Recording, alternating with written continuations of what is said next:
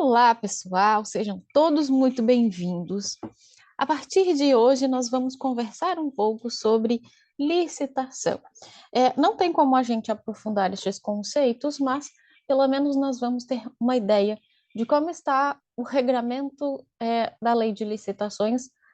Desde 2021, nós temos uma nova lei. Vejam só, a licitação ela está prevista e ela está determinada na Constituição Federal. A própria Constituição estabelece a necessidade de que as compras, aquisições, enfim, realizados pela administração pública, sejam realizados através de licitação, consoante o disciplinado em lei. Isso veio, então, na Constituição, sim, antes existiam alguns regramentos, mas especificamente a nossa regra base está na Constituição de 1988. A partir do que disciplinou a Constituição, foi editada a Lei 8666 de 93. Essa, então, foi a lei de licitações que ficou em vigor até o fim do ano passado. Então, nós tínhamos o regramento de licitações pela 8666. Depois, em 2002, nós tivemos a lei do pregão, a chamada, então, aqui a lei 10.520 de 2002. Levando-se em consideração que houve uma alteração substancial no uso de tecnologias, no aprimoramento da realização de licitações, algumas modalidades e o procedimento ele se tornou, de certa forma, moroso e já ultrapassado. E aí, então, veio a necessidade de uma adaptação da lei de licitações. No entanto, em vez de atualizar os seus artigos apenas, resolveu-se fazer uma nova lei. Então, em 2021, foi publicada a Lei 14.133. Essa lei, diferente do que geralmente estamos acostumados no âmbito do direito, quando então uma lei é publicada e ela tem um prazo de vacatio legis, ou seja, um prazo de adaptação para somente após esse prazo ela produzir efeitos, a lei de licitações fez um caminho um pouco diferente, um caminho inverso. Ela entrou em vigor na data da publicação, mas estabelecendo que somente revogaria a lei vigente, à época, a Lei 8666, decorridos 2 anos de sua publicação. Então, a Lei 14.133, que é a chamada nova Lei de Licitações, ela foi publicada no dia 1º de abril de 2021, mas o seu texto dizia que a Lei 8666, a 10.520 e os artigos específicos da 12.462 somente seriam revogados após decorridos 2 anos da publicação dessa lei. Então, na verdade, eles seriam revogados em 31 de março de 2023. Ocorre que, em março de 2023, muitos municípios ainda não tinham implementado a nova lei, e aí pediram mais um período para poder implementar a nova lei, e aí a revogação foi prorrogada para dezembro de 2023. No entanto, desde dezembro de 2023, nós não temos mais em vigor a Lei 8666, portanto, hoje temos apenas a Lei 14.133. Esta é a lei que rege a licitação. Temos que ter um cuidado, perdão, porque em que pese a Lei 8666 esteja revogada e eu hoje não possa mais iniciar procedimento licitatório com base na lei antiga, os contratos que foram realizados pela Lei 8666 continuam vigentes. Então, mesmo a lei revogada, eu continuo aplicando ela. Então, vejam por que o artigo 190 da Lei 14.133, ele diz o seguinte, que o contrato cujo instrumento tenha sido assinado antes da entrada em vigor desta lei, ou seja, o contrato que foi assinado ainda de acordo com a Lei 8666, ele continuará a ser regido com aquelas regras, mesmo que a lei tenha sido revogada. Então, imaginem um contrato que foi assinado, uma licitação, um procedimento foi realizado em 2023 e o contrato foi assinado em 2023. Ele, hoje, 2024, ele está em vigor, mas a Lei 8666 já está revogada, mas continua sendo aplicado a este contrato as regras da lei revogada. Por quê? Porque eu não posso mudar as regras do jogo durante a partida.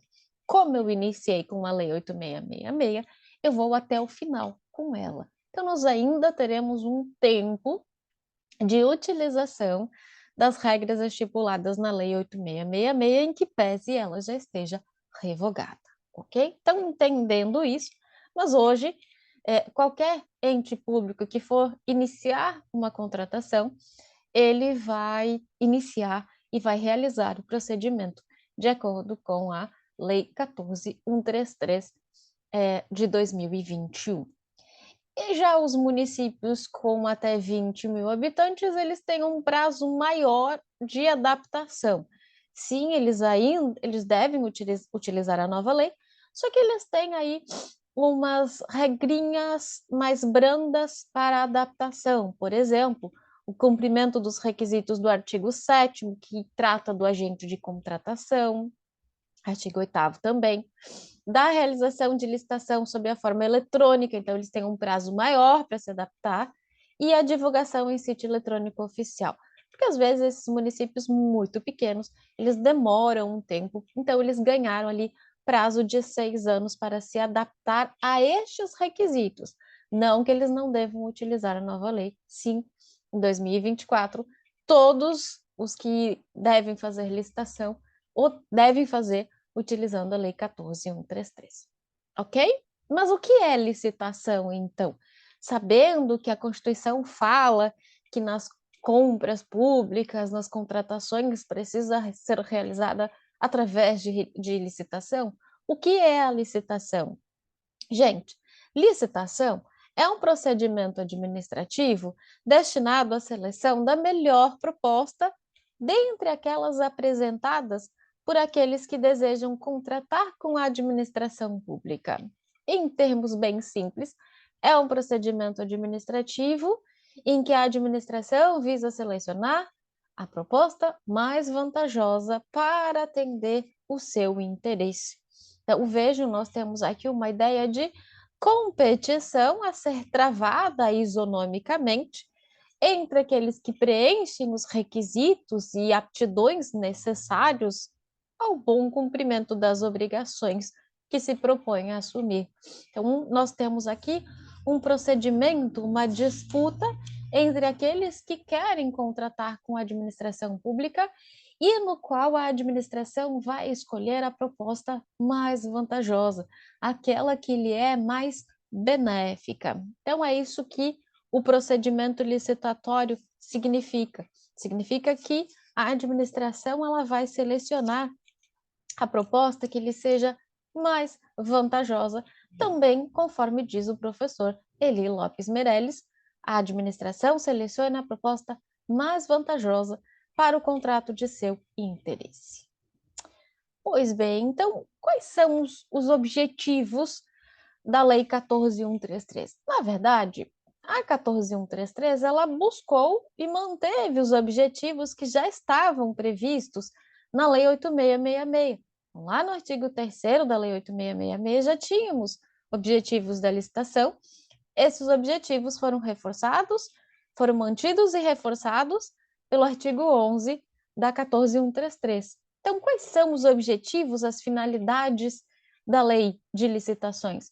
Primeiro, é escolher a proposta mais vantajosa, a melhor proposta.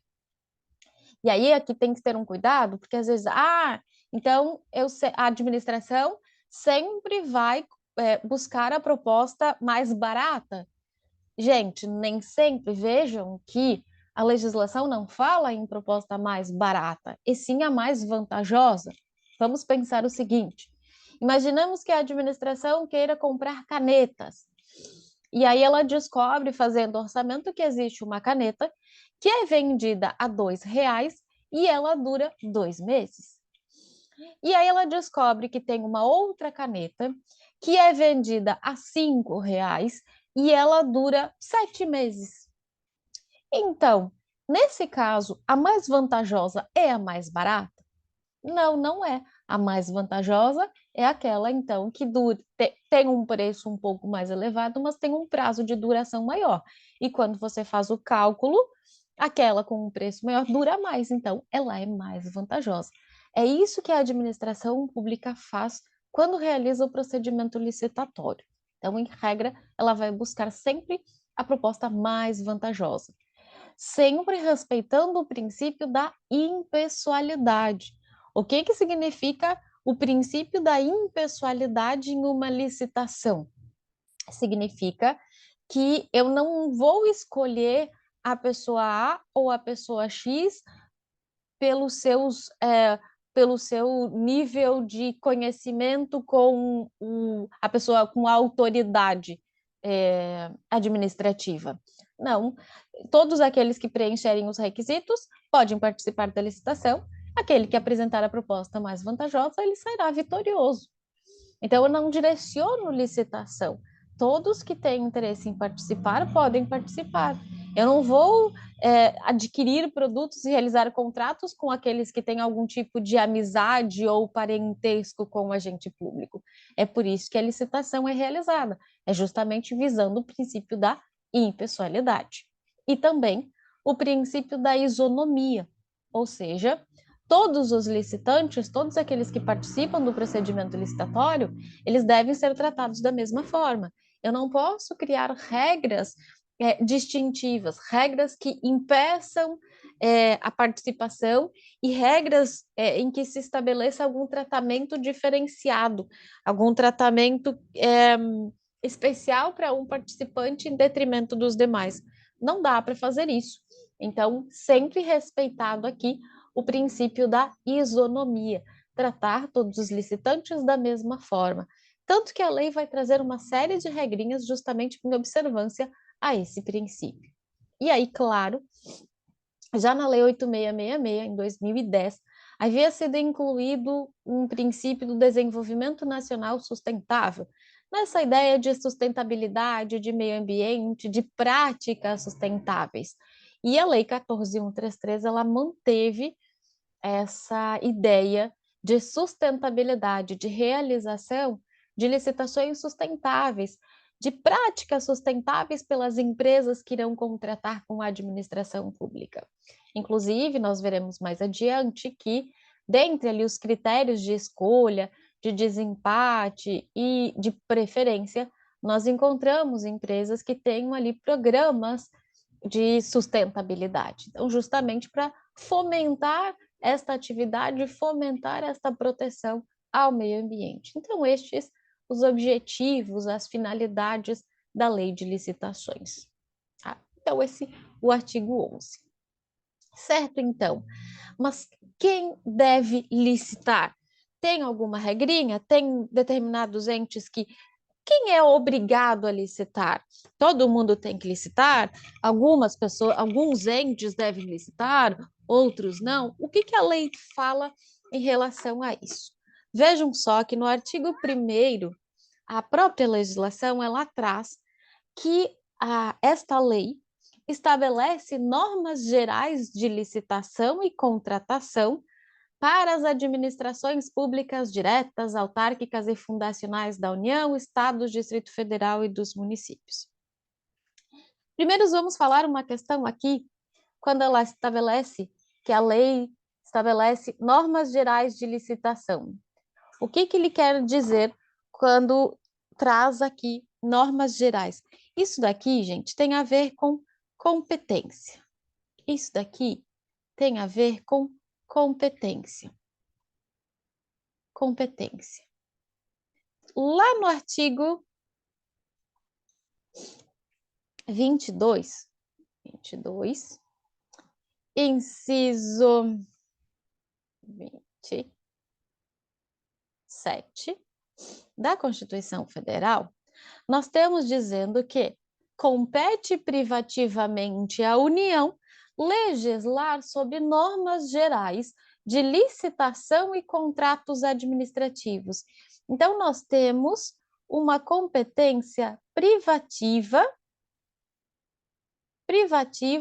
da União para legislar sobre normas gerais de licitação e contratos administrativos. Então, de acordo com esse artigo da Constituição Federal, caberá à União a definição das normas gerais sobre o tema, tendo todos os entes, os demais entes, né, inclusive a União, competência para legislar sobre normas específicas. Tá? Claro que existe toda uma discussão, existem já artigos escritos sobre isso, que a gente não vai entrar nesse ponto, dizendo o que seriam normas gerais, o que seriam normas específicas. Vocês vão lembrar que a competência da União é para editar normas gerais de licitação e contratos. É privativa da União. Os demais entes podem editar normas específicas sobre licitações e contratos administrativos.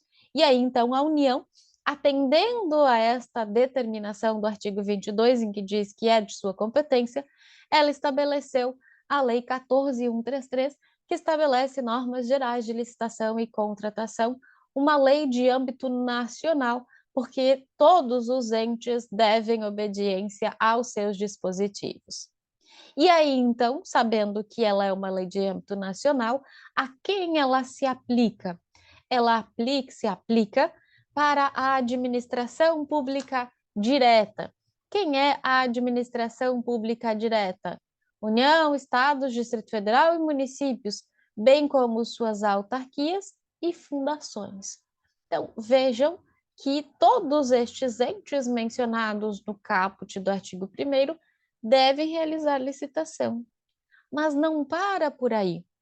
Vocês lembram, quando vocês estudam lá no Constitucional, que vem assim, nós temos os 3 poderes do Brasil, poder legislativo, poder judiciário, poder executivo. Poder legislativo faz as leis, o poder executivo executa, administra, e o poder judiciário ele julga. Estas são chamadas funções típicas, mas vocês viram que todos esses poderes, eles têm as suas funções atípicas. E dentro delas nós temos o poder legislativo e o poder judiciário também executando, administrando. Quando eles exercem esta função atípica, eles precisam licitar. Então vejam que o inciso 1º aqui do artigo 1º, ele vem e estabelece justamente isso. Os órgãos dos poderes legislativo e judiciário da União, dos estados e do Distrito Federal e os órgãos do poder legislativo dos municípios, quando no desempenho da função administrativa, também devem licitar. Então, esclareceu aqui, não deixa dúvidas. Legislativo, Judiciário, União, Estado, Distrito Federal, Legislativo dos municípios, porque nós sabemos que não tem poder judiciário no município. Quando estes entes, esses poderes, estiverem exercendo sua função atípica administrativa, eles devem realizar licitação. Então, também estes entes destes poderes. E aí ela continua. Quem mais precisa licitar? Os fundos especiais. Então, também os fundos especiais estão na lista dos obrigados a licitar. De certa forma, parece uma impropriedade do legislador, já que fundo ele não é um sujeito de direito autônomo, né? Ele seria, na verdade, um conjunto de bens e recursos, e aí ele seria de titularidade de um determinado sujeito. E aí, na verdade, o dever de licitar não seria do fundo especial, e sim do ente que realiza a sua gestão. No entanto, por vezes, estes fundos eles podem ser personificados como autarquias ou fundações públicas, e aí ele acaba tendo o dever de licitar. E também, por fim, aqui, as demais entidades controladas, direta ou indiretamente, pelo poder público, tá? E aí, este controladas deve ser interpretada da forma mais ampla possível. Tá? Então, vejam que todos esses entes, que de certa forma eles têm alguma vinculação com a administração pública, eles devem licitar. Então, você tem aqui a administração direta e indireta, autarquias e fundações, né? tanto da União, dos estados, do Distrito Federal, dos municípios, Poder Legislativo e Judiciário, quando da função administrativa, os fundos especiais e as demais entidades controladas. Então, vejam que é bem ampla a exigência de licitação para a administração pública. E aí, o parágrafo 1º vem e diz para quem não se aplica a Lei 14.133. E aí nós temos, não são abrangidas por esta lei as empresas públicas e as sociedades de economia mista e suas subsidiárias. Por quê? Porque elas têm uma lei própria, elas têm um estatuto próprio que foi publicado em 2016. Então, Lei 13.303 de 2016 é o Estatuto das Empresas Estatais. Então, empresas públicas e sociedades de economia mista e suas subsidiárias, elas são regradas pela lei específica e não pela 14.133. Eu vou usar a 14.133 apenas de forma subsidiária, apenas nos casos em que a Lei 13.303 não disciplinar de forma diversa. Então, nosso âmbito de aplicação, a administração direta, autárquica, fundacional de todos os entes, a função administrativa do legislativo e do judiciário, os fundos especiais e as entidades controladas. E não se aplica às empresas estatais, porque elas seguem a Lei 13.303 de 2016. Temos também, então, ali alguns critérios que a própria Lei 13.303 vai trazer, mas não se aplica a ela. Tá, e eu uso ela para quê? Quando que eu vou utilizar, quando que eu vou precisar realizar licitação?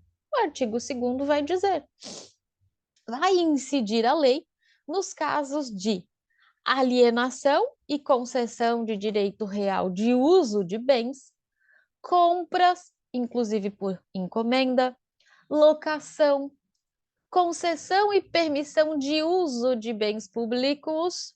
Vejam, gente, ele está falando de uso de bens públicos, não está falando de serviços públicos, porque serviços públicos são regidos pela Lei 8.987 de 95, que nós já estudamos. Então, concessão e permissão de uso de bens públicos, prestação de serviços, inclusive os técnicos profissionais especializados, obras e serviços de arquitetura e engenharia, e contratações de tecnologia da informação e da comunicação. Vejam que nós temos aqui uma ampla abrangência da lei 14.133. Então, para todas essas situações, exceto, já vimos, né? Concessão e permissão de serviços públicos, que eu aplico de forma subsidiária, porque primeiro eu aplico a 8.987, as parcerias público-privadas, nós vimos também, primeiro aplica 11.079, só depois, de forma subsidiária, 14.133, e para serviços de publicidade com agências de propaganda, que também eu uso a lei específica 12.232 e de forma subsidiária 14.133. E não aplico ela. Não aplico para as empresas estatais e não aplico nos casos de contratação de operação de crédito e gestão de dívida pública e contratações sujeitas à legislação própria. Qual é o exemplo? É o exemplo das empresas estatais. Então, vejam que o âmbito de aplicação da lei é muito grande. Preciso comprar material de expediente? Preciso realizar licitação? Sim. Preciso realizar a locação de um bem? Preciso realizar licitação? Sim. Preciso contratar prestação de serviços de vigilância, prestação de serviços de limpeza. Tem que fazer licitação? Sim, tem que fazer. Preciso contratar uma obra para construção de uma escola. Tem que fazer licitação? Sim, tem que fazer licitação. Quero reformar o prédio da prefeitura. Tem que fazer licitação? Sim, tem que fazer licitação. Ah, preciso contratar um software para gerir o processo legislativo. Preciso fazer licitação? Sim, precisa fazer licitação. Veja então que ela é bem amplo. Sempre quando a administração pública ela for alienar, adquirir, locar, contratar prestação de serviços, enfim, ela precisa realizar licitação. A regra é licitar, certo? E aí nós chegamos nos princípios da licitação. Nós chegamos nos princípios licitatórios. Quais são os princípios da lei de licitações? Eles estão lá no artigo 5º. Gente, a 14.133, ela ampliou muito o rol de princípios na lei de licitações. A gente tinha no artigo 3º, sim, os princípios, mas este artigo 5º ele foi ampliado, ele ampliou o rol de princípios. Vamos comentar alguns destes princípios, talvez os que são diferentes aqui. Porque, vejam, legalidade, impessoalidade, moralidade, probidade, interesse público, eficiência, motivação, razoabilidade, economicidade, celeridade, proporcionalidade, competitividade, nós já tínhamos na Lei 8.666. O que nós temos aqui que é importante a gente mostrar? Publicidade já existia, continua, aqui tem que se observar o princípio da publicidade. Depois a gente vai comentar ali os prazos, divulgação de edital, como que funciona. O que veio aqui de importante mesmo, de diferente, é o princípio da segregação de funções. Esse princípio veio aqui como uma novidade na nova lei de licitações. O que significa esse princípio da segregação de funções? A nova lei, ela criou aqui, ela mudou um pouquinho a forma como é realizada a licitação, estabelecendo não mais como eu vou dizer para vocês, não mais uma comissão de licitação, apesar de em alguns momentos ainda se manter a comissão, mas ele estabeleceu que a pessoa que pratica um determinado ato dentro do procedimento licitatório não pode fazer os demais. Porque imaginem se houver um vício e é a mesma pessoa que pratica todo o procedimento, ele estará viciado sempre. Então, a gente tem uma repartição de funções para que quem praticou uma parte, depois outro pratique e já perceba se há alguma irregularidade. Então, eu reparto essas funções. Não é sempre o mesmo agente que vai realizar o procedimento licitatório. Depois a gente vai ver quem são as pessoas que fazem isso. Mas a gente vai ter ali, eu vou ter a pessoa que faz o ETP e o TR, não vai ser quem vai conduzir a licitação, não vai ser o agente de contratação. Então, eu divido as funções para que, se houver alguma irregularidade, eu consiga detectar. Então, essa é um pouquinho a ideia e veio muito forte na nova lei de licitações. Já existia na lei antiga, mas é uma questão interessante da licitação, que é essa vinculação ao edital. O que significa essa vinculação ao edital? Significa que, se o edital ele determina que a licitação seja realizada de uma dada forma, eu não tenho como alterar. Então, vamos fazer um exemplo aqui para eu explicar para vocês o que é o princípio da vinculação ao edital. Vamos supor, vejam comigo ali, vamos supor que a administração pública, ela publique um edital em que ela queira comprar um veículo. Ela quer um veículo 1.6 com ar-condicionado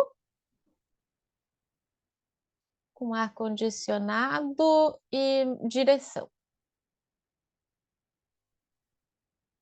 Ela colocou no edital que ela quer comprar um veículo 1.0 com ar-condicionado e direção, tá, gente? Eu tô simplificando, certo?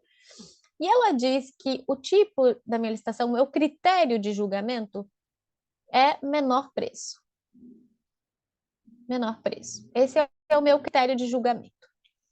Aí veio no dia lá a empresa A, veio a empresa B e veio a empresa C. A empresa A apresentou um veículo 1.6 com ar-condicionado e direção, e ela me apresenta um preço de 30 mil. Eu nem sei, gente, vou chutar aqui o valor, tá? Mas é para ficar fácil. A empresa B, ela trouxe um carro 1.0 com ar-condicionado e direção por 25. E a empresa C, ela trouxe um veículo 1.6 com ar-condicionado, com direção, com vidros elétricos, que mais? Câmbio automático, que mais que vem aqui? Não sei mais o que eu vou colocar aqui. Ai, como é que chama? Rádio. Mas rádio. É computador de bordo. E ela apresentou, então, esse veículo por 32 mil. Gente, se você está na concessionária, você foi na concessionária e você quer um veículo 1.6 com ar-condicionado e direção, e eles te dão essas três opções, qual vocês escolhem? Conta para mim. Qual vocês escolhem? Lá na concessionária. Eu não sei vocês. Por 2 mil, eu escolheria esse. Eu ficaria com o C. Óbvio que eu ficaria com o C. Agora me digam, e a administração pública? Qual que ela vai escolher? Bom, já sei que o B não pode, porque ele não preencheu o requisito, ó. Não dá. Então o B está fora. Então qual que vai escolher? O A. Mas, professora, o C não é mais vantajoso, não tem mais coisa. Tem, mas eu não disse que eu queria. E eu disse que é o menor preço. Então eu tenho que ficar no A. Mas não é mais vantajoso. Sim, seria. Mas daí, se eu queria tudo isso, eu deveria ter dito no edital, porque talvez essa aqui me desse tudo isso por 31. Eu não disse que eu queria. Por isso que o edital é extremamente importante. Por isso tem que ter quem constrói o edital da licitação. Na verdade, hoje ETP e TR tem que descrever o objeto nos seus detalhes para não dar problema, sim, para que venham objetos exatamente como eu quero. E aí eu consiga a contratação mais vantajosa. Então, o edital ele precisa estar muito bem descrito, o objeto precisa estar muito bem definido no edital de licitação. Por quê? Porque eu tenho o princípio da vinculação ao edital. Se eu disse no edital que eu queria isso, eu fico vinculado ao que disse. Além disso, junto com ele, a gente tem o julgamento objetivo. Se eu disse que o meu julgamento é pelo menor preço, é ele. É o menor preço. Cumpriu os requisitos? Cumpriu. Menor preço? Menor preço. Nos outros tinha mais. Mas eu não disse. Não dá para eu mudar no meio da partida. Se eu tivesse dito, quem sabe esse não tinha me apresentado tudo isso por 31. Mas eu não disse. Ela cumpriu o que eu pedi. E é o menor preço. Então, eu tenho aqui tanto a vinculação ao edital, quanto o julgamento objetivo. Então, devem ser respeitados. Por isso, o edital tem uma função aqui muito importante. Ok? Então, esses os princípios aqui da licitação. Tem um outro princípio, não está aqui, mas é o princípio, hoje na lei de licitações, na nova lei, né, existe a possibilidade de sigilo das propostas. A gente vai falar mais adiante, mas eu não posso violar o sigilo das propostas. Ninguém pode saber a minha proposta antes do momento que foi determinado pelo edital. Tá? Então, tem que se manter, quando for o caso, o sigilo das propostas. Então, estes os nossos princípios aqui da licitação. Um outro até que dá para citar é o do procedimento formal, como é que eu vou dizer aqui? Na verdade, da instrumentalidade das formas, mas um procedimento, sim, um formalismo moderado. Eu tenho que seguir as regras, tenho que haver formalidade, mas eu não posso estabelecer procedimentos extremamente rigorosos que impeçam a competitividade. Eu tenho que sempre seguir, sim, o procedimento formal, o que está previsto na lei, mas eu não posso estabelecer exigências que possam prejudicar a competitividade em uma licitação. Então, também aqui o princípio do formalismo moderado, formalismo necessário. Hoje nem tanto, mas num edital passar a exigir documentos que são desnecessários ou certificações que uma só empresa possui e que não é tão importante para aquele objeto. Então, sempre esse cuidado quando também das exigências no edital de licitações. Portanto, os nossos princípios. Falamos dos princípios, nós passamos agora a ver um pouquinho o que são os agentes que conduzem a licitação. Quem são estes agentes que vão conduzir a licitação? A nova lei de licitações, ela trouxe um capítulo específico sobre os agentes públicos que vão atuar nas contratações públicas. E aí está ali, a partir do artigo 7º, dizendo então que caberá à autoridade máxima do órgão ou da entidade, ou enfim, a quem as normas de organização administrativa indicarem, promover gestão por competências e designar agentes públicos para o desempenho das funções essenciais à execução desta lei, que preencham os seguintes requisitos. Vejam, então, que ela estipulou alguns requisitos para aqueles agentes que vão participar do procedimento licitatório. Quais são, então, os requisitos que estes agentes devem observar no procedimento licitatório? Primeiro, sejam preferencialmente, servidor efetivo ou empregado público. Quer dizer que pode atuar na licitação apenas servidores públicos, apenas aqueles servidores dos quadros efetivos? Apenas não. O que ela traz é preferencialmente servidor efetivo. Então, no artigo 7º, para atuar na licitação, prefiro que seja um servidor efetivo. O que é um servidor efetivo? Aquele concursado, aquele que participou do concurso público, dos quadros permanentes da administração, não um servidor comissionado. Mas, se não tiver servidores efetivos suficientes, poderá utilizar os servidores comissionados. O que mais que ele exige? Então, preferencialmente, que seja efetivo, empregado público, então, nos quadros permanentes. Tenham atribuições relacionadas a licitações e contratos ou possuam formação compatível ou qualificação atestada por certificação profissional emitida por escola de governo. Então, a pessoa tem que saber, a pessoa tem que conhecer licitações e contratos. Não pode ser qualquer servidor. Um servidor que trabalha em setor não tem nada a ver, ele tem que, pelo menos, ter uma certificação profissional para atuar com licitações.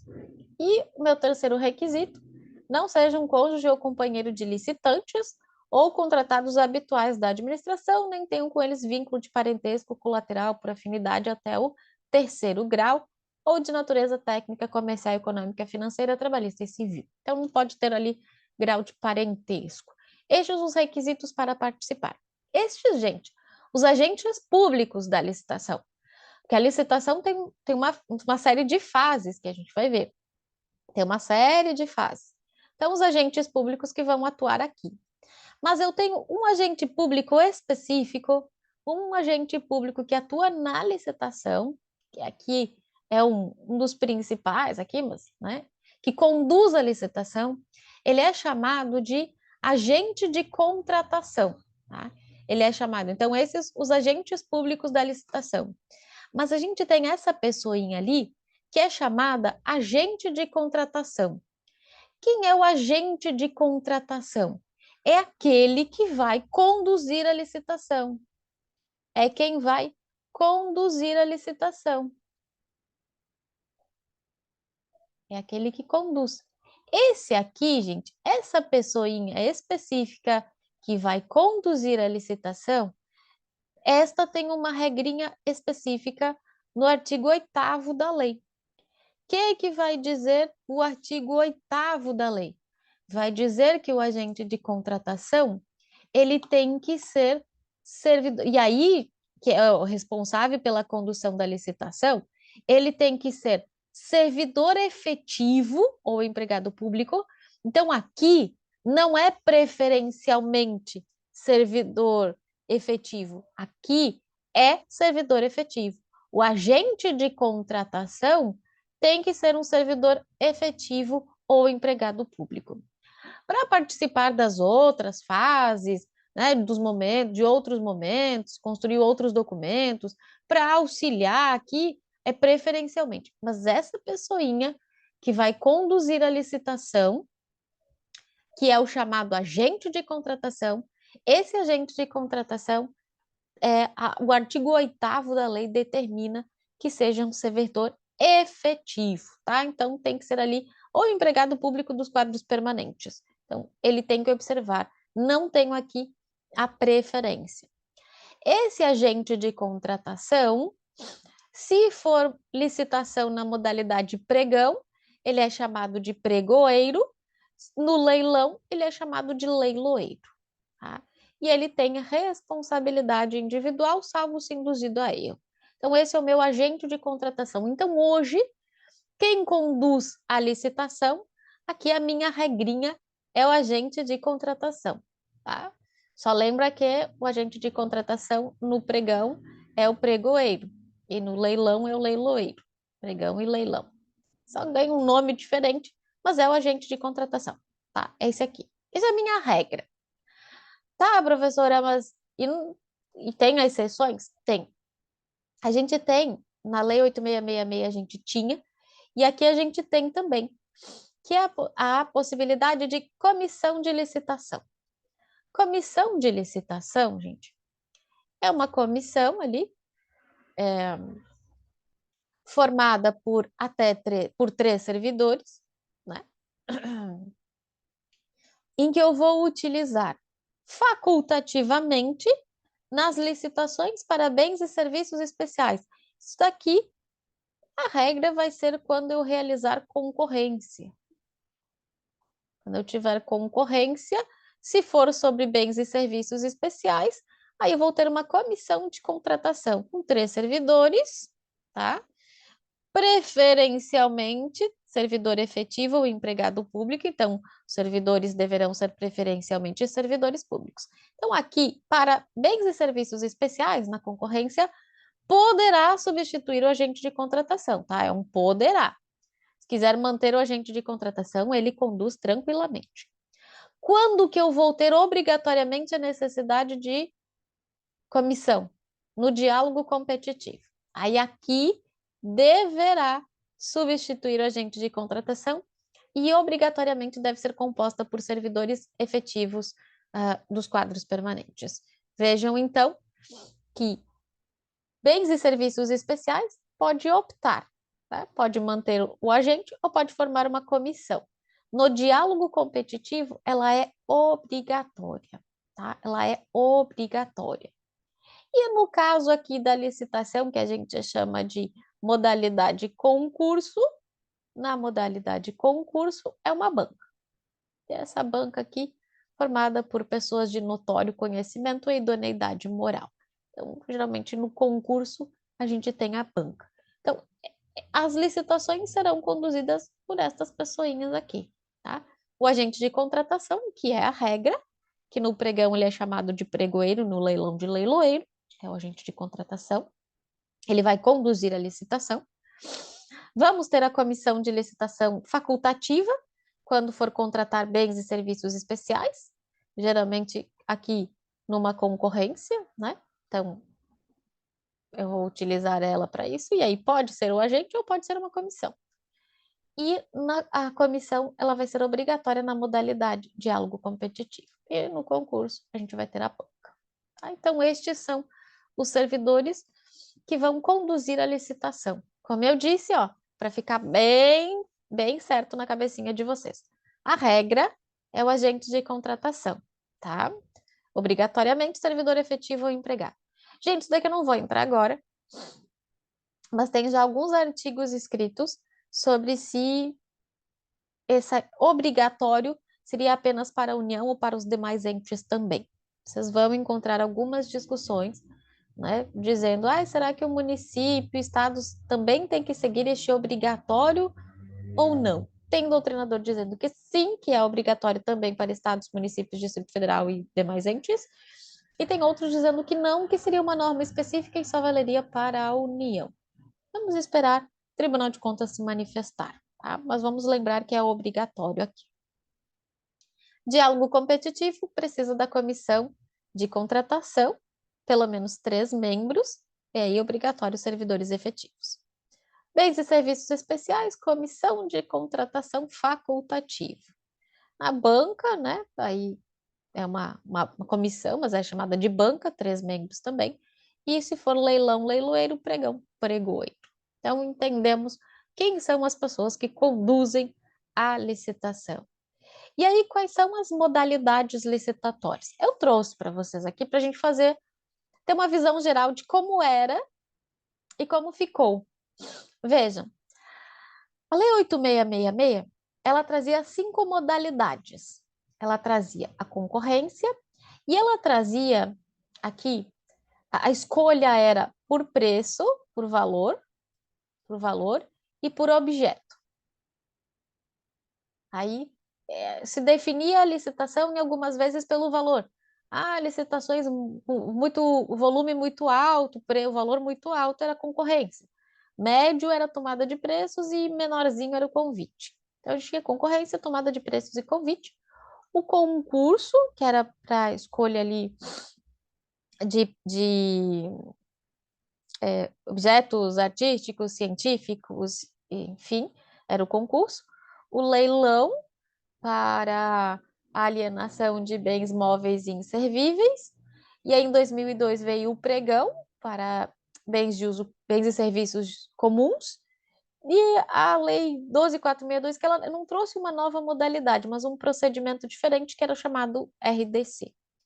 A Lei de Licitações, ela excluiu a nova lei, não tem mais convite, não tem mais tomada de preços, tá? Não tem mais daqui. Esse daqui passou a ser a regra e revogou esses artigos aqui. Não tenho mais isso daqui. Então, hoje nós temos o quê? O pregão como a modalidade principal. A maioria das licitações vão ser realizadas mediante pregão. A concorrência, quando eu tenho obras e serviços especiais de engenharia, que daí é mais complexo, eu preciso um tempo maior, uso a concorrência. O concurso para escolha de trabalhos técnicos, científicos e artísticos. Então, eu quero escolher um novo slogan para um programa, faço por meio de concurso. O leilão é para alienação de bens móveis e imóveis. Antes aqui era só para móveis, eu utilizava concorrência para imóveis, agora não. O leilão para alienação de bens móveis e imóveis. E aí foi criada uma nova modalidade. Uma nova modalidade. Então, se perguntarem qual foi a nova modalidade criada, é o diálogo competitivo. Então, hoje nós temos 5 modalidades na lei bonitinha, né? 14.133 de 2021. Então, nossa lei de licitações com 5 modalidades licitatórias. Tá? Então, nós temos 5 modalidades licitatórias. O pregão para bens e serviços comuns, a concorrência para bens e serviços especiais e obras e serviços comuns e especiais de engenharia, se comuns pode ser pregão também. O concurso para trabalhos técnicos, científicos ou artísticos. O leilão para alienação de bens móveis ou imóveis. E o diálogo competitivo, quando as demais modalidades se mostrarem inadequadas ou for necessária inovação ou adaptação. Professora, então como é que funciona cada uma delas? Bom, vamos lá. Primeiro, a concorrência. Gente, a concorrência, ela é, assim, praticamente igual ao pregão. É porque hoje, eu disse para vocês que aqui a gente tinha ou por valor ou por objeto. Hoje, aqui, a licitação é apenas definido em razão do objeto, não tem mais definido pelo valor, tá? Então, como que eu vou escolher? Como que eu sei qual que é? Você vai no objeto. A concorrência e o pregão são praticamente iguais, só que a lei diz que para bens e serviços especiais, que é aqueles que eu preciso de uma descrição mais detalhada, ele é mais complexo, preciso aí de justificativas, enfim, tenho ali uma dificuldade maior na descrição do objeto, eu vou realizar a concorrência, tá? Então, é para essas situações mais complexas, eu vou realizar a concorrência. Tanto bens e serviços especiais, os comuns também eu posso utilizar aqui, mas é que alguns bens e serviços comuns eu posso utilizar o pregão, tá? Porque o pregão é para o comum. Mas bens e serviços comuns é pregão, mas em algumas situações vem aqui. Obras e serviços comuns e especiais de engenharia, esse comuns também é do pregão. Mas é para alguns, tá? De engenharia, eu uso a concorrência. Por quê? Porque eu tenho aqui uma necessidade maior de descrição do objeto. Preciso construir uma escola. Qual a modalidade que eu vou escolher? Concorrência. Preciso construir um hospital. Concorrência. Tá? Então, vejam, quando eu tenho objetos assim que são mais complexos, em que eu preciso de uma descrição mais detalhada, eu preciso de um serviço, principalmente de engenharia mais complexo, eu vou realizar a concorrência, tá? É para isso, para onde eu tenho uma maior complexidade. O pregão, e aí na concorrência eu tenho aqui 5 critérios de julgamento.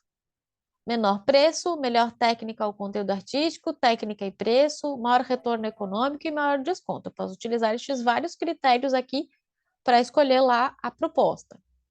O pregão, gente, que eu disse para vocês que é a modalidade comum, que é a que é mais utilizada, se vocês olharem, de 100, acho que 96 ou mais é pregão. A licitação que é realizada para praticamente tudo é o pregão. São as bem específicas que vão para a concorrência. Então, quando que eu uso o pregão? É a modalidade para bens e serviços comuns. Bens e serviços comuns. O que são bens e serviços comuns? O artigo 6º, 13 da Lei 14.133, ele traz. Aqueles cujos padrões de desempenho e qualidade possam ser objetivamente definidos pelo edital, por meio de especificações usuais de mercado. Gente, são aqueles que, se eu disser o que eu quero, todo mundo sabe como funciona. Se eu disser que eu quero papel A4, vocês sabem o que é? Sabem, eu não preciso dizer que eu quero uma folha retangular de tantos centímetros, eu não preciso escrever o que é. Eu digo folha A4, todo mundo sabe o que é folha A4. Eu digo que eu preciso copo para café, de 100 ml. Todo mundo sabe o que é um copinho lá de café, né? Então, eu não preciso ficar descrevendo, especificando que tipo que eu quero, enfim, né? Ele não precisa de uma especificidade tão grande. Eu digo a descrição comum ali de mercado, todo mundo sabe como é que é. É diferente do que eu falar de um objeto muito específico que se fala e as pessoas, não, nem nunca ouvi falar. Não, não. Quando eu posso utilizar especificações comuns, usuais de mercado, são bens e serviços comuns. E aí, nestes casos, eu uso o pregão. E aí, o pregão, ele vai ser utilizado para somente 2 critérios de julgamento para o pregão: o menor preço e o maior desconto. Então, somente esses 2 critérios de julgamento para o pregão, porque é para bens e serviços comuns, para aquelas contratações que são comuns dentro da administração pública, eu vou utilizar, então, o pregão. E o concurso? Gente, concurso é para escolher trabalhos técnicos, científicos e artísticos. Eu quero um novo slogan para um programa.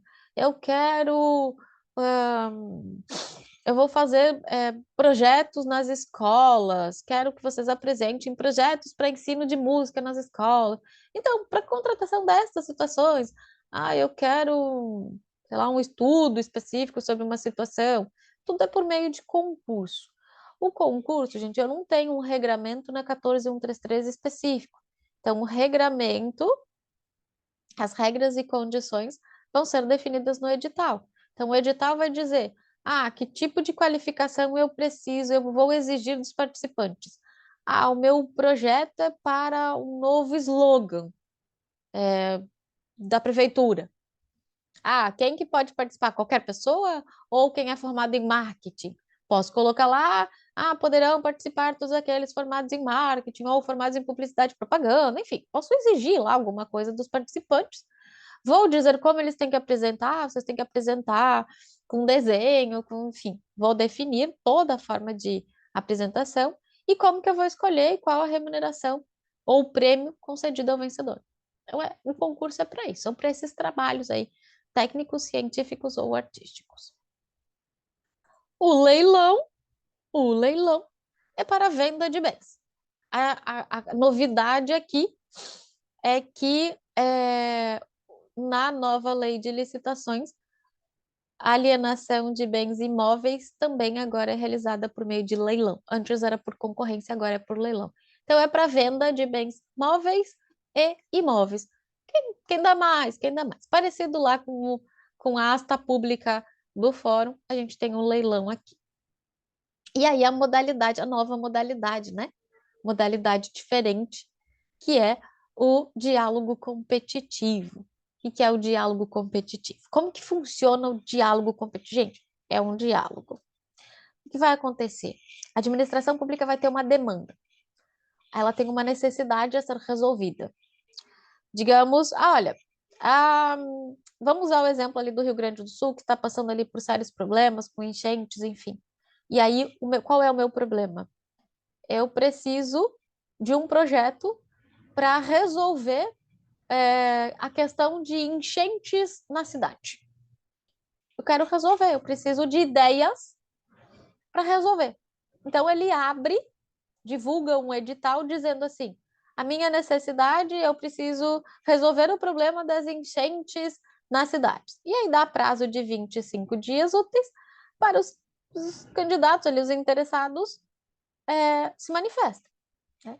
E aí são realizadas reuniões, os licitantes, eles vão apresentar as possíveis soluções. Então, eu vou fazer várias rodadas aqui de diálogos em que os interessados vão apresentar as propostas de solução para aquele problema. Eu não revelo aos demais as soluções, né? Eu vou fazendo reuniões com cada um dos licitantes, que são gravadas, né? Para ficar registrado, bonitinho, para não dar preferência para ninguém. E aí o licitante vem e me apresenta a possível solução para aquele meu problema. Terminei a fase do diálogo? Ok, eu decidi. Eu quero a proposta A, aquela solução A, é a que eu quero. Aí ele abre, publica lá, para todos os interessados que queiram realizar esta solução possam oferecer os seus preços. Então, quer dizer que aquele que apresentou a solução não está garantido? Não. Ele apresentou a solução. Agora ele vai participar apresentando o preço para implementar esta solução. Isso que é o diálogo competitivo. É para aquela que eu não sei o que fazer, eu abro um diálogo competitivo e a iniciativa privada vem aí trazendo as possíveis soluções para aquele meu problema. Depois de várias soluções apresentadas, eu escolho aquela que eu acho que é a mais viável, e aí abro aí um momento para escolha ali para oferta de preços, e aí escolho o vencedor que vai implementar aquela solução apresentada. Isso é o diálogo competitivo. Em relação aos critérios de julgamento, nós tínhamos 4 na Lei 8.666, nós temos 6 na nova Lei de Licitações. Então, a gente tinha o quê? Menor preço, melhor técnica, técnica e preço, maior lance ou oferta. Agora, a gente tem menor preço, maior desconto, melhor técnica ou conteúdo artístico, técnica e preço, maior lance, no caso do leilão, e maior retorno econômico. E aí, a gente tem ali quando eu posso usar qual deles. Vejo que na concorrência eu posso usar quase todos, menos maior lance, porque esse daqui é do leilão, tá? Ele é exclusivo do leilão, tá? O maior lance. Quem dá mais, quem dá mais. No concurso, melhor técnica ou conteúdo artístico. No pregão, eu vou utilizar menor preço e maior desconto. Para o diálogo competitivo, a lei não explica quais seriam os critérios de julgamento. O edital é que vai definir estes critérios.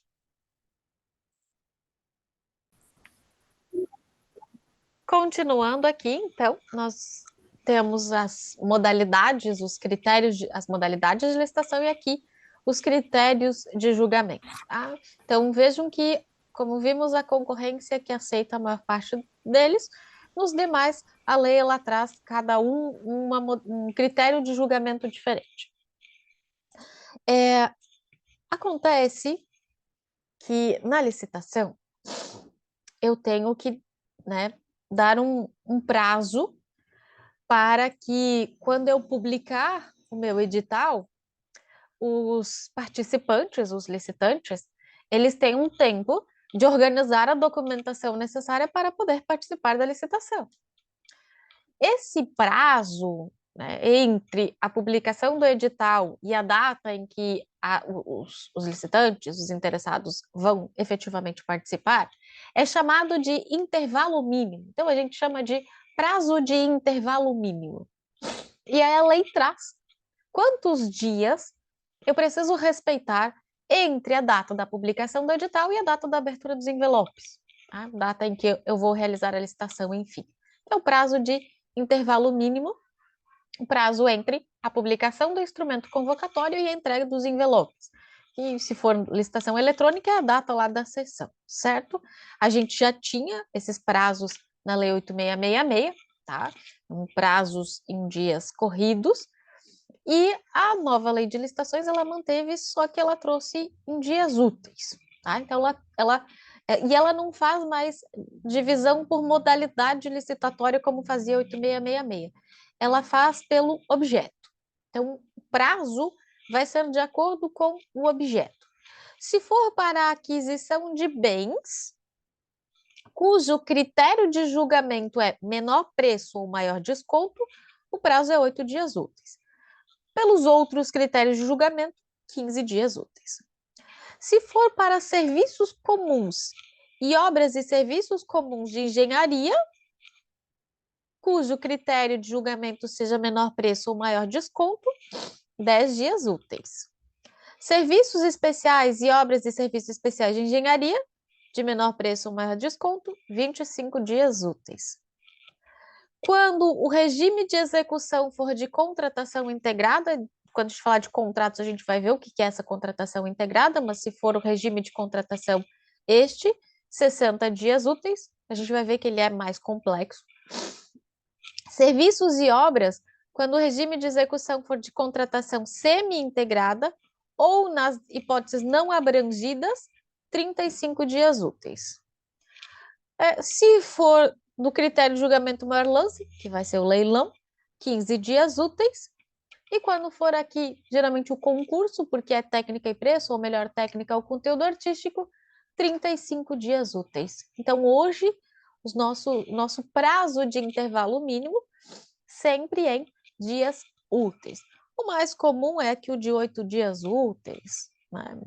Vem 10 dias úteis e 25 dias úteis. Mas temos que sempre cuidar qual é o objeto da licitação para determinar o prazo de intervalo mínimo. Ok? Este, então, é as regras para a licitação, certo? E aí a gente vai ver um pouquinho sobre o procedimento.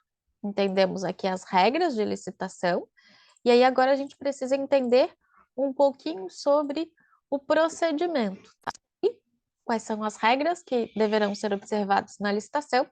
E eu quero saber agora como é o procedimento licitatório, como que funciona para realizar essa contratação.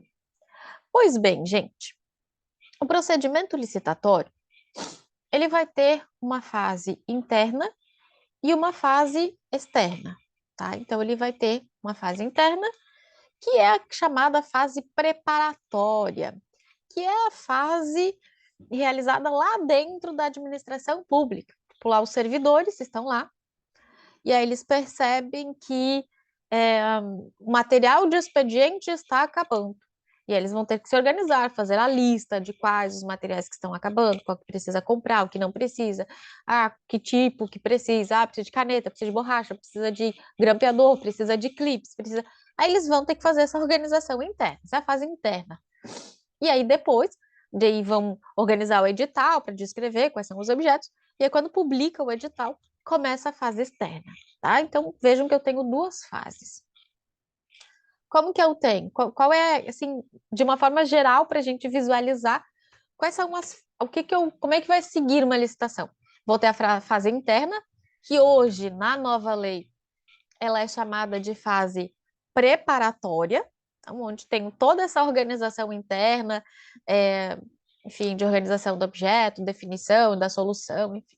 Aí divulga-se o edital. Depois da divulgação do edital, tem o prazo de intervalo mínimo, né, que a gente acabou de ver. Então, aqui respeita-se o intervalo mínimo, aqueles prazos que nós acabamos de ver. Aí, no dia marcado, são apresentadas as propostas, os lances. Então, primeiro eu abro lá, eu julgo quem apresenta lá o melhor lance. Depois eu verifico a habilitação, que são os documentos. Aí abro para recurso e homologo, digo quem é o vencedor. Esse é minhas fases aqui listatórias. Na 8666, essa fase vinha primeiro e depois essa, tá? Aqui a gente trouxe a fase, o procedimento que era do pregão, mas que não era da 8666. Então, antes a habilitação vinha primeiro e depois a gente tinha os lances e o julgamento, e isso dava um transtorno muito grande. Então, hoje o julgamento antes, a habilitação depois. Pode inverter? Pode, por ato motivado. Vamos falar um pouquinho então de cada uma dessas fases. Ela está prevista no artigo 17 da Lei 14.133. Olha lá. O processo de licitação observará as seguintes fases em sequência. Então, preparatória, onde eu vou ter o ETP, o catálogo eletrônico de padronização, os modelos das minutas, divulgação do edital, apresentação de propostas e lances, de julgamento, de habilitação, recursal e homologação. Só para vocês terem uma ideia, gente, na 8666, o processo era assim. Tinha a preparatória, que era a fase interna. Aí depois tinha o edital. Aí a gente tinha a fase de habilitação. Aí a gente tinha a fase recursal, os recursos da habilitação. Depois a gente ia para as propostas, né? Propostas e julgamento. Aí depois tinha mais uma fase recursal aqui. Aí depois a gente tinha a fase de adjudicação e homologação. Isso era na 8663. 8666 de 93. Qual que era o problema? Gente, a habilitação antes, o que é a fase de habilitação? A gente vai ver que a fase de habilitação é a apresentação de documentos. Se eu tinha 20 empresas participando, eu tinha que conferir os documentos das 20 empresas. E, gente, não é um documento. Geralmente eu tenho 20 tipos diferentes de documentos, 30, 40, 50. Imagina, 10 empresas com 30 documentos cada. Dava muito trabalho ficar conferindo isso de todas as empresas. Se perdiam documentos, dava problemas, demorava, às vezes não conseguia fazer no mesmo dia, tinha que suspender e continuar em outro dia. Então, isso gerava muito problema. E aí, o que fez? Veja, a 14.133, o que ela fez? A fase interna, que ela chama de preparatória. Aí eu vou ter o edital. Antes, a gente tinha a modalidade convite que não tinha edital. Hoje, toda licitação tem que ser publicada edital. Licitação, sim. É que a gente tem a compra direta, que daí não precisa. Mas vou fazer licitação, tem que ser publicado edital. Aí eu tenho aqui a fase das propostas, julgamento, né? Depois eu tenho a fase de habilitação. O que que eu vou olhar, gente? Eu vou olhar o documento só da que ganhou. Vou olhar de uma empresa. Não preciso mais olhar de 20, vou olhar de uma. Aí, recurso é uma fase única também, não fica mais dividido. E depois a adjudicação e homologação. Veja então que facilitou, o procedimento ficou mais célere, ficou mais ágil, melhorou o procedimento. Esse procedimento ele já era utilizado no pregão, então virou a regra aqui para a licitação. Pode inverter? Pode, mas tem que justificar, tá? Então, só para mostrar para vocês como era, tinha essa dificuldade ali em questão da habilitação ser antes do julgamento, e daí demorava muito, tinha esse problema. Então, agora veio essa situação de a proposta, a julgamento antes da habilitação, e aí eu olho, confiro a documentação só da empresa vencedora, né? Enfim, no máximo da segunda colocada, se a vencedora não tiver os documentos. Beleza? Então, essas as nossas fases aqui do procedimento licitatório. E o artigo 2º, parágrafo 2º do artigo 17, ele traz que elas deverão ser realizadas preferencialmente sob a forma eletrônica. Tá? Então, preferencialmente sob a forma eletrônica, pode usar de forma presencial, desde que motivada. Por exemplo, aqui a gente hoje veio ali uma licitação, um pregão, e aí veio a justificativa do porquê estava se fazendo de forma presencial, porque a gente trocou a rede e aí ainda está instável, eu não consigo fazer uma licitação via eletrônica por conta da instabilidade de rede. Então veio a justificativa para realizar ela de forma presencial. Mas a regra é que todas as licitações sejam realizadas sob a forma eletrônica. Tem, se vocês quiserem dar uma olhadinha, gente, vai lá, tem várias situações que vocês podem dar uma olhadinha. Esse é o mais comum, tem vários sites de realização de licitações online. Vocês vão lá no compras.gov, ele é o mais comum, ele é o mais utilizado, né? Tem, então, várias situações, vocês podem dar uma olhadinha lá neles e acompanhar, inclusive, as licitações que estão sendo realizadas.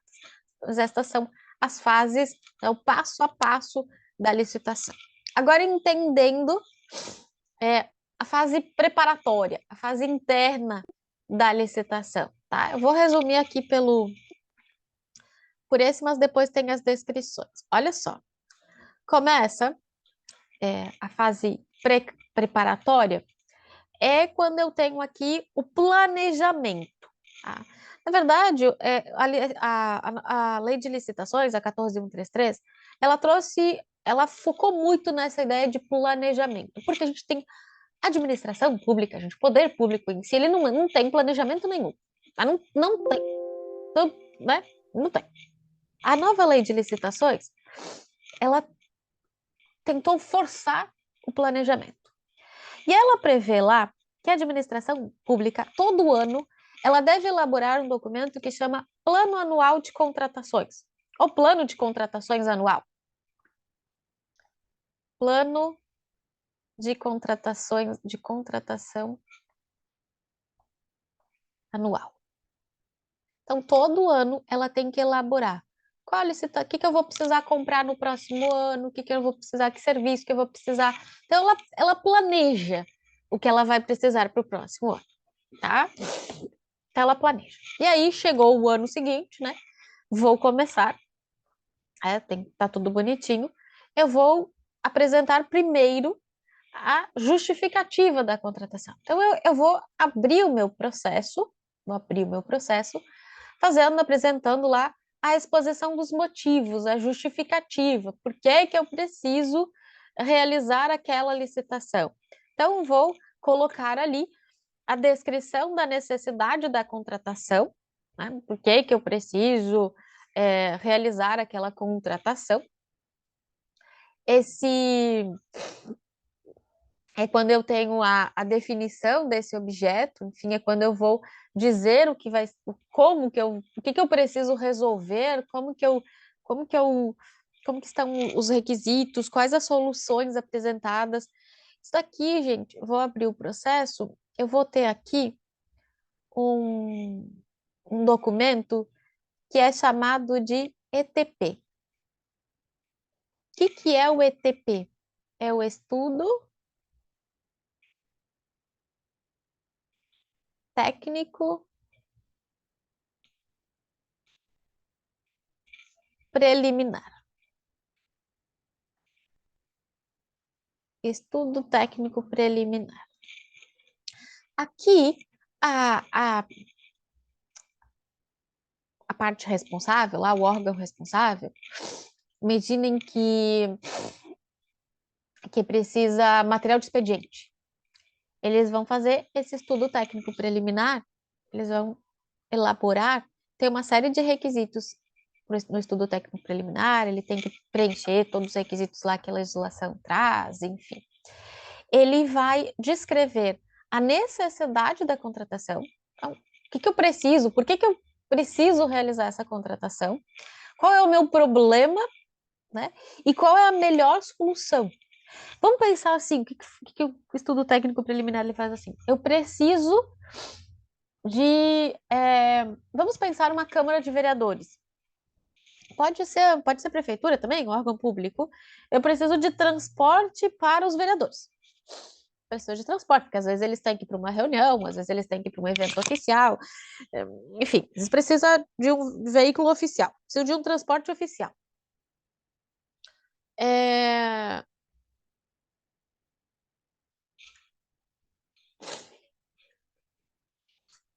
é, na verdade, eu preciso fazer esse transporte desses vereadores para esses eventos oficiais.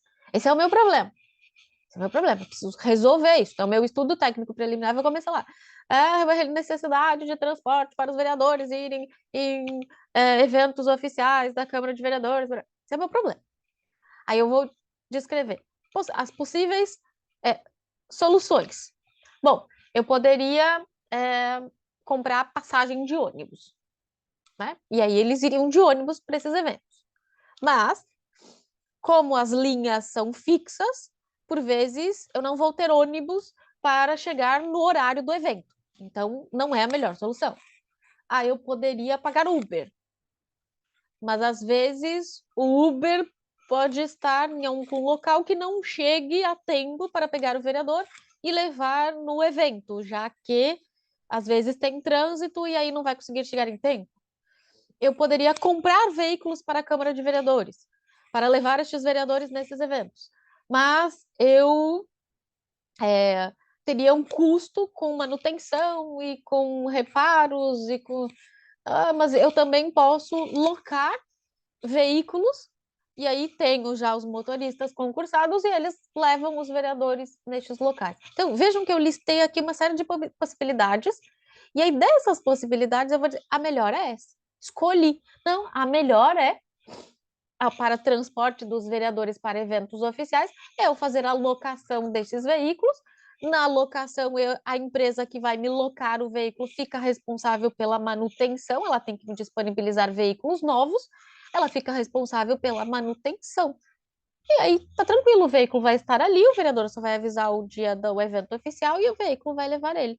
Então, essa é a minha melhor solução. Então, o meu ETP disse qual era o meu problema, apontou as possíveis soluções, disse qual delas é a melhor solução. E aí agora eu vou fazer os cálculos, vou fazer a pesquisa de preços.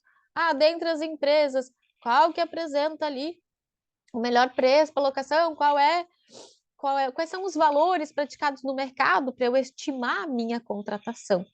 Então meu estudo técnico preliminar, ele vai fazer isso. Ah, vou ver se tem algum impacto ambiental, e aí vou exigir que a empresa tenha ali algum programa de minimização de riscos ambientais, se tem reciclagem, nesse caso não, mas enfim.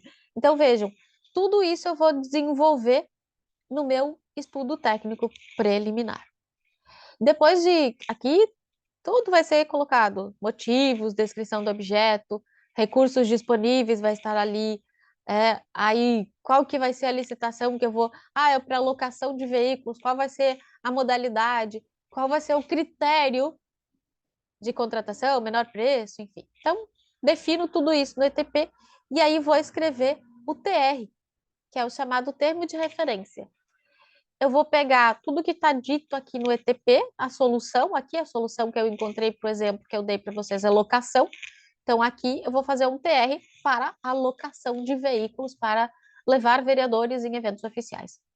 E aí, aqui sim, eu vou descrever quantas vezes por semana, quanta gasolina que é precisa, qual será o custo, quem vai ser responsável pelas multas, quem vai dirigir o veículo, tudo isso eu vou definir aqui qual o veículo que as empresas deverão oferecer, qual a quilometragem, qual o ano. Então, tudo isso eu vou escrever no meu TR. O meu TR ele vai esmiuçar aquela solução que eu encontrei. Ele vai detalhar o meu objeto. É aqui que eu preciso detalhar. Lembra que eu falei lá que do veículo 1.6, enfim, tem que onde que ele tem que estar detalhado para não gerar problemas? Aqui no termo de referência. Aqui eu vou detalhar o meu objeto, é onde eu vou dizer que tipo, como que eu quero aquele objeto. Se eu quero um veículo 1.6 com direção, com vidro, com trava, enfim, lá eu vou dizer que tipo, enfim, esse é o meu termo de referência, tá? Então, vai dizer, se for obra ou serviço de engenharia, aí é projeto básico e executivo, tá? Então, se for obra e serviço de engenharia, vai ter a elaboração dos projetos. O básico, que é minha descrição do meu objeto, e o executivo é aquele já realizado dentro das normas legais da BNT e tudo isso. Tá? Então, essa é a minha fase interna, quando eu defino efetivamente a situação. Um cuidado aqui, porque o artigo 20 da Lei 14.133, ele trouxe uma situação em que ele coloca no finalzinho, sendo vedada a aquisição de artigos de luxo. E em âmbito federal, a gente tem o decreto 10.818, que regulamenta o artigo 20, e ele traz ali o que é considerado bens de luxo. Assim, gente, em municípios é muito difícil isso daqui, mas em âmbito federal, o que seria bem de consumo, bem de luxo? Aquele em alta elasticidade de renda, uma ostentação, opulência, forte apelo estético. Então, estes não são permitidos. E aí, elaborei lá o ETP, elaborei o TR, eu vou estipular, agora eu vou escrever o meu edital. Então, neste edital, ele pode contemplar, a gente tem uma outra situaçãozinha aqui, que é a matriz de alocação de riscos. Matriz de alocação de risco. É que eu vou dizer, o de, de luxo. Gente, mas assim, ó, olha só, eu estava vendo uma palestra de um professor que a gente fala, lagosta é bem de luxo. Se a gente pensar nos municípios, estados e dia a dia, realmente, lagosta é um bem de luxo. Mas imaginem que eu tenho uma reunião da embaixada e vai vir presidentes lá de países, enfim, que tem lá alguma restrição alimentar e que eles só comem frutos do mar. E aí eles, né, tem lá essa situação, não vou servir. Imagina, é uma autoridade de um país em que eu pretendo fazer uma parceria comercial. E eles, né, comem frutos do mar. Aí, talvez a lagosta não seria bem de luxo. Seria um bem necessário, uma licitação necessária em razão da situação específica. Então, a gente tem que cuidar. Claro, se for contratar lagosta para almoço todos os dias, daí, né, daí também é demais. Mas, dependendo da situação, é porque a gente pensa do dia a dia. Mas, às vezes, numa reunião específica, né, seja uma necessidade para atender o convidado que eu quero fazer uma parceria comercial. Enfim, mas só para a gente pensar o que é esse bem de luxo aqui. E aí, o edital ele pode estipular esta matriz de alocação de riscos. O que seria essa matriz de alocação de riscos? Na verdade, é dizer quem vai ser responsável por eventuais eventos supervenientes à contratação. justamente para prevenção e respectivas responsabilidades pela, né, eventual ocorrência ali de um evento, assim. Então, aqui pode haver a estipulação, então, a alocação de riscos entre o contratante e o contratado. E aí, o risco compatível com o objeto da licitação. Ela, em regra, é facultativa, mas é obrigatório para contratos de grande vulto, tá, gente? Então, nessas contratações de grande vulto, a gente tem a obrigatoriedade da matriz de alocação de riscos, e quando tem o regime de contratação integrada e semi-integrada, daí é obrigatória a matriz de alocação de riscos. Bom, antes de chegar na licitação, ainda é possível, no edital, melhor dizendo, ainda é possível antes a participação social, a participação da sociedade. Como que a sociedade pode participar aqui na licitação? O artigo 21, ele diz: a administração poderá convocar, com antecedência mínima de 8 dias úteis, audiência pública, presencial ou à distância, na forma eletrônica, sobre licitação que pretenda realizar, com disponibilização prévia de informações pertinentes, inclusive do estudo técnico preliminar, elementos do edital para manifestação dos interessados. Então, ele pode abrir ali a audiência pública, com mínimo de 8 dias úteis de antecedência para as pessoas se manifestarem. Ou ele pode abrir prazo para consulta pública, também para as pessoas ali mandarem suas sugestões no prazo fixado. Tá? Então, posso fazer a audiência pública ali na fase instrutória, justamente para disponibilizar essas informações sobre as licitações que pretendem realizar. Então, tanto a audiência pública quanto a consulta pública. E aí, vai lá para escrever o edital. Claro, ali no edital também, não coloquei aqui, mas precisa ver o valor estimado da contratação. Então, vai fazer uma pesquisa de preços para saber qual é o valor que os outros entes estão pagando, das outras contratações, enfim. Faz toda essa pesquisa, pode pesquisar com fornecedores. Tenho agora, depois eu vou falar do PNCP, mas aí pesquisa lá no PNCP. Então tem umas situações que estão facilitando essa pesquisa de preços ali para a publicação. E aí sim o edital, monto o meu edital, contendo aqui o objeto da licitação, as regras relativas à convocação, ao julgamento, habilitação, recursos, penalidades, fiscalização, gestão do contrato, entrega do objeto, condições de pagamento. Vejam, o edital ele é bem completo, ele vem aqui bem completo. Claro que algumas informações eu posso vincular ao TR. Lembra que o TR tem a descrição do meu objeto?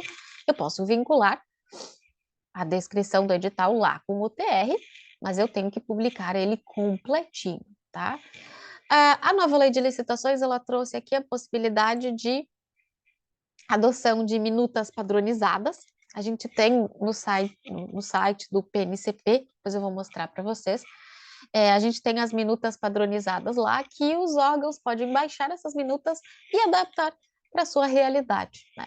Então, pode utilizar essas minutas padronizadas e eles todos, os elementos do edital, minuta do contrato, termo de referência, anteprojeto, projetos e outros anexos, deverão ser divulgados. E aí vem a publicidade. Aonde que eu preciso divulgar? Quando eu montei o meu edital, estudei tudo, preparei tudo, agora eu vou divulgar. Aonde que eu vou divulgar? Em sítio eletrônico oficial, tá? Na mesma data de divulgação do edital. Então, todos os documentos deverão ser divulgados em sítio eletrônico oficial. Tá? Então, vou divulgar ali, tá? Quando que eu vou divulgar? Já falei, né? O edital. Onde que eu vou divulgar? Artigo 54 vem e diz aonde eu vou divulgar. A publicidade do edital de licitação será realizada mediante divulgação e manutenção do inteiro teor do ato convocatório de seus anexos no Portal Nacional de Contratações Públicas, o nosso PNCP. Então, é aqui que eu vou divulgar. todos os editais agora realizados pela administração pública, opa, troquei, vão ser divulgados no PNCP. Troquei as letras. Tá? Então, é o Portal Nacional de Contratações Públicas.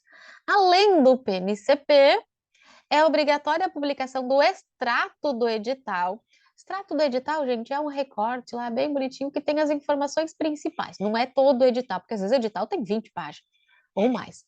Então, o edital lá é um quadradinho que você publica no Diário Oficial da União, do Estado, do Distrito Federal, do município, no caso de consórcio, do ente de maior nível entre eles, bem como em jornal diário de grande circulação. Então, Diário Oficial e Diário de grande circulação. E é facultada a divulgação adicional e a manutenção do inteiro teor do edital e seus anexos em sítio eletrônico oficial do ente federativo. Tá? Então, se tem um site da prefeitura, o site da Câmara de Vereadores, divulga lá também o edital e seus anexos. Geralmente, né, municípios maiores têm, mas se não tiver um site próprio, divulga no PNCP, tem que estar lá no PNCP. Mas se tiver site próprio, é sempre bom colocar lá no site, ok? Então, estas as regras para publicação do edital. Nesse edital, gente, vai ter que estar também, além de tudo que a gente viu que tem que estar disciplinado, tem que vir previsto qual vai ser o modo de disputa. O que é modo de disputa? Modo de disputa é a forma de participar da etapa de lances, né, e enviar a proposta. Então, nós temos dois modos de disputa. A gente tem o modo aberto ou o modo fechado. Vou dizer, o modo fechado simples é quando você envia o envelope lacrado ou na forma eletrônica, você preenche e encaminha como se fosse uma mensagem privada para o pregoeiro. Esse é o fechado. Ninguém enxerga. Aí vai chegar o horário, ele vai abrir. E aí vai ver o valor. Aí todo mundo vai ver o valor. Mas até esse horário é fechado, ninguém vê. O aberto não, o aberto é tipo leilão. Leilão é aberto. Ah, começa com você dá lá o seu lance, é aberto. O modo de disputa, gente, artigo 56, ele diz que pode ser isolado, então ele pode ser ou só aberto ou só fechado, mas ele pode ser utilizado de forma conjunta, ele pode ser aberto, fechado, fechado, aberto. Tipo assim, posso começar com aquele fechado, com aquele sigiloso. Aí quando abre, todo mundo aqui deu o seu lance, empresa A, B, C e D. Agora nós vamos para os lances abertos. Empresa A, dê seu lance, empresa B, dê o seu. Então, posso fazer fechado, aberto. Posso fazer aberto, fechado.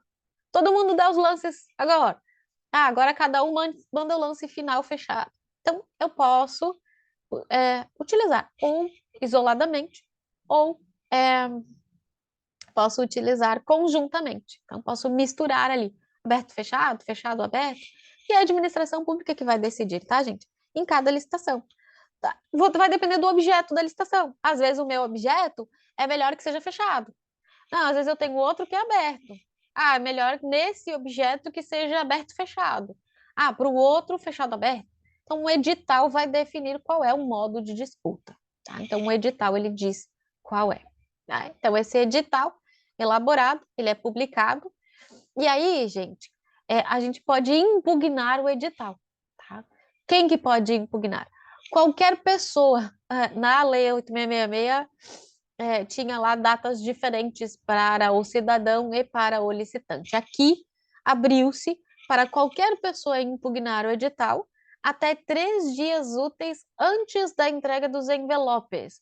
Veja que é antes da entrega. Então, se a entrega vai ocorrer dia 15, você conta 3 dias úteis antes. Até nesse terceiro dia anterior, você tem que entregar a impugnação. E a comissão tem 3 dias úteis para julgar, para que eu chegue na licitação, estejam todas as impugnações julgadas. Então, 3 dias antes, data limite é 3 dias antes. Professora, posso entregar com 5 dias antes? Pode. Posso entregar 10 dias antes? Pode. Posso entregar 2 dias antes? Não. É até 3 dias antes, certo? Então, no dia anterior, você não pode mais impugnar, já perdeu o prazo.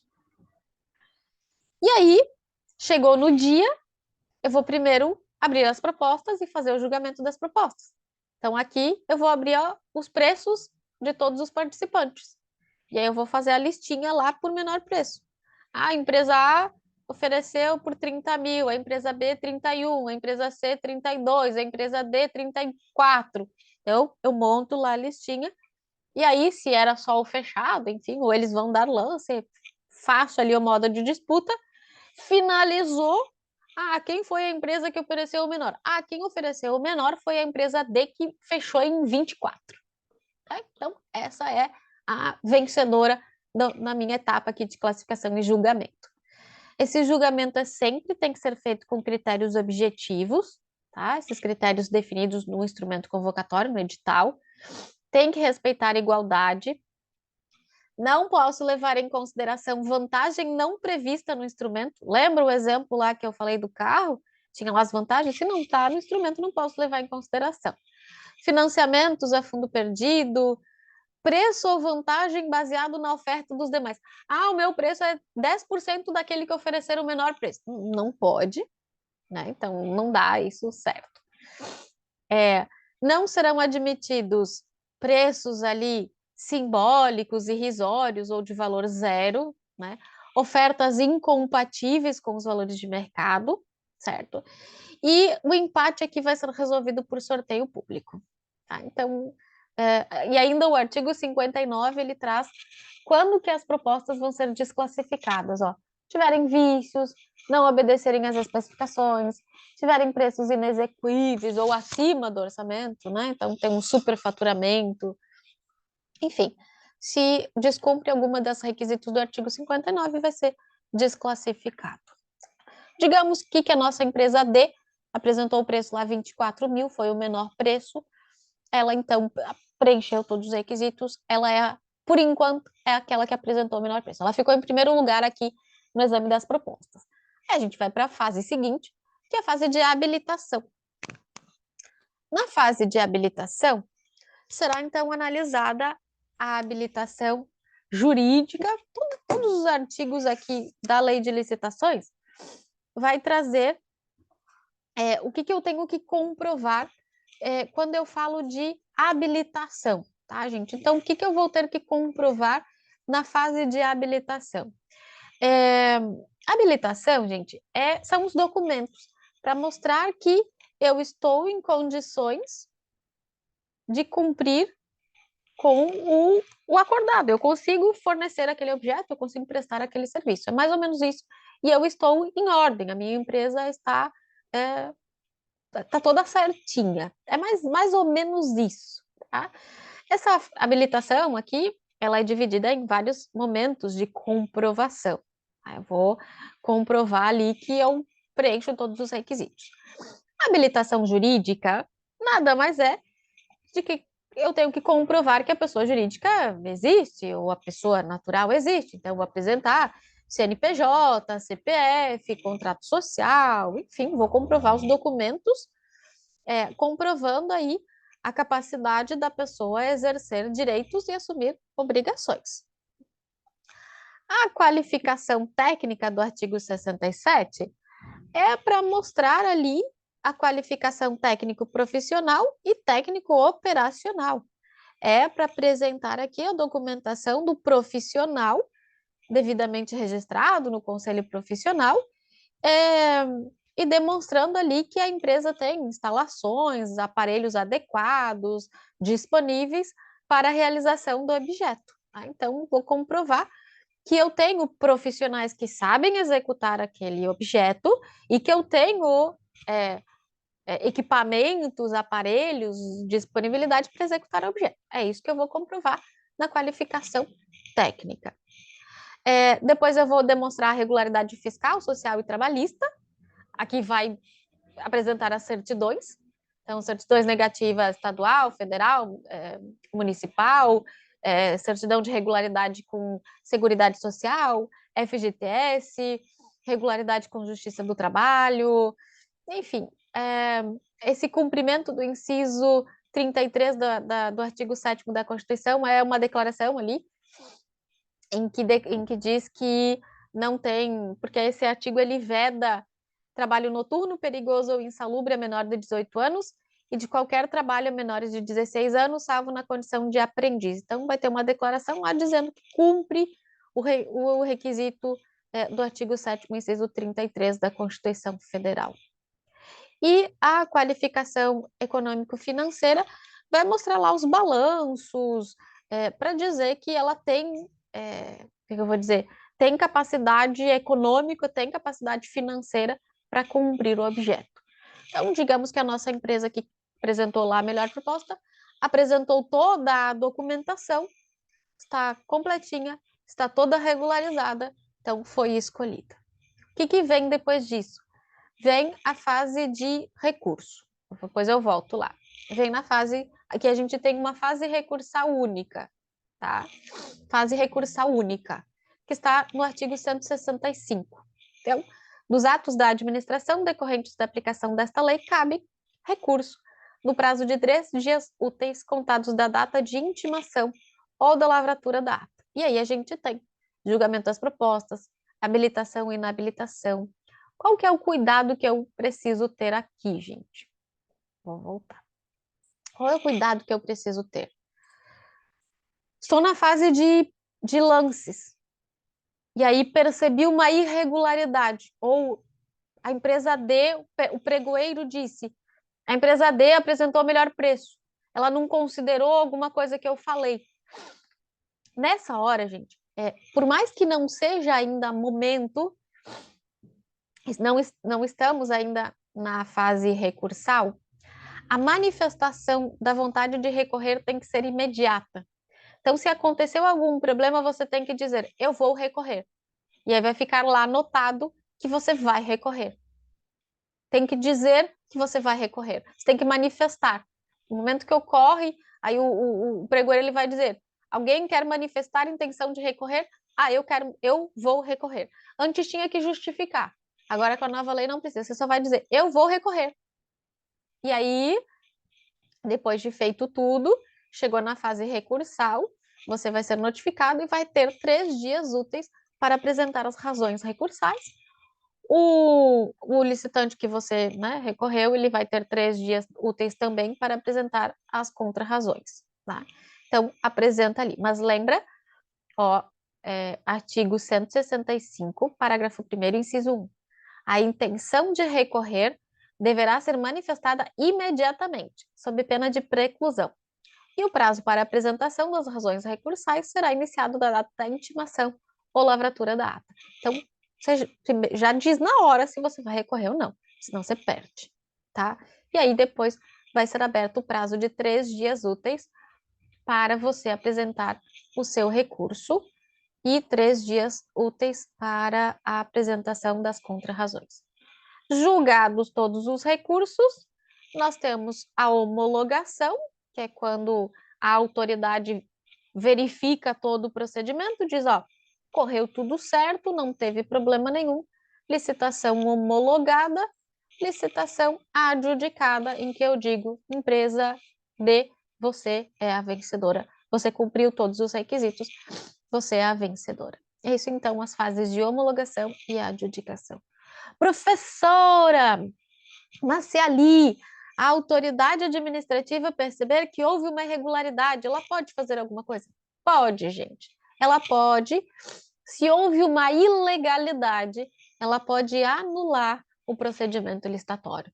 Digamos que percebeu-se uma ilegalidade grave ali, descumpriu a lei, uma fraude, um documento falso, enfim, a autoridade administrativa pode determinar a anulação do procedimento licitatório, tá? Então, pode ser declarada ali quando eu tenho uma ilegalidade.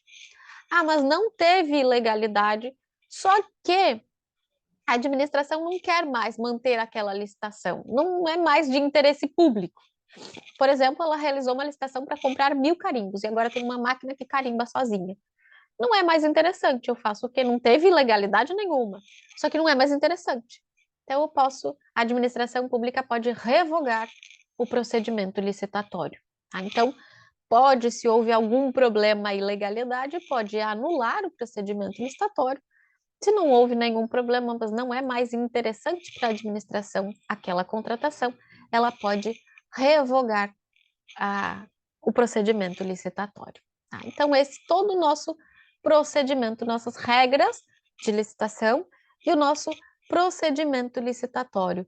E aí sim, se ainda ficar, né, insatisfeito com alguma situação, ainda pode ser apresentado lá ações judiciais, né? O Poder Judiciário poderá analisar a situação. A medida judicial mais utilizada é o mandado de segurança. Às vezes você apresentou recurso, o seu recurso foi indeferido, mas você ainda acha que você tem razão, você pode ingressar com mandado de segurança, e aí o Poder Judiciário pode determinar, inclusive, a suspensão do procedimento licitatório para análise daquele seu pedido. Então, pode haver aí a análise pelo Poder Judiciário. E aqui, um resumo do processo licitatório, das fases aqui do procedimento licitatório. Ok, gente? Alguma dúvida até aqui?